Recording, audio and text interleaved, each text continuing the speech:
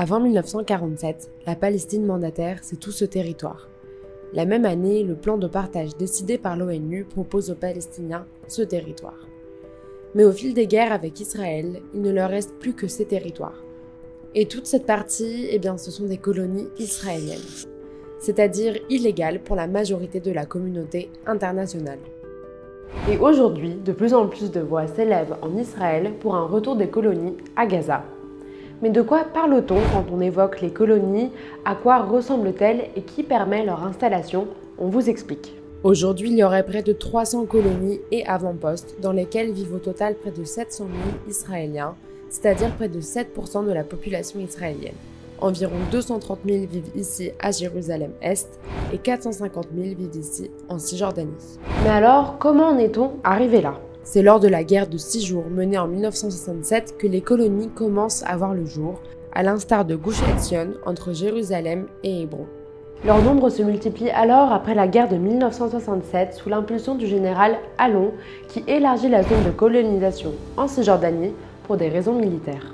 Et c'est vraiment sous les gouvernements du Likoud, parti israélien de droite et notamment l'arrivée au pouvoir de Menahem Begin en 1977 que la colonisation s'intensifie. Un gel de la colonisation est finalement entrepris en 1992 sous le gouvernement de Rabin, mais prend vite fin avec l'arrivée au pouvoir de Netanyahou dès 1996, opposé à l'idée d'un État palestinien en Cisjordanie. Et alors, pourquoi cette colonisation? On distingue plusieurs raisons. Économique, le coût de la vie étant plus abordable en Cisjordanie qu'en Israël, avec notamment des avantages fiscaux. Mais aussi pour des raisons religieuses. La Cisjordanie, c'est la Judée-Samarie pour certains Israéliens, qui considèrent que cette terre leur revient alors de droit. Mais au fait, ça ressemble à quoi sur place? Ces colonies peuvent ressembler à des lotissements privés, comme ça, ou atteindre des dizaines de milliers d'habitants avec des universités, comme la colonie Ariel ici. Et ces colonies disposent de leur propre système électrique et hydraulique.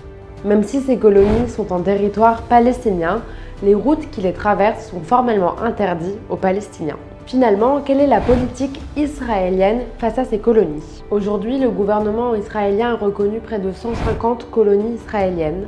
La politique de Netanyahou a donné un coup d'élan, débloquant des centaines de milliers d'euros pour les financer. D'autres, en revanche, ne sont même pas reconnus par les autorités israéliennes. Ce sont des avant-postes, des sortes de colonies sauvages. Les voici. Sauf qu'à l'avenir, certaines d'entre elles pourraient être reconnues, comme l'ont été d'autres avant elles. Outre les priver de leur territoire, quelles sont les autres conséquences sur le quotidien des Palestiniens? Murs de séparation de près de 700 km, barrages, intimidation, mais pas que. Les ressources hydrauliques et agricoles font aussi l'objet d'attaques des colons. Finalement, ces colonies remettent complètement en cause les accords d'Oslo et une solution à 2 États, car le territoire palestinien devrait ressembler à ça, mais en réalité, il est complètement morcelé.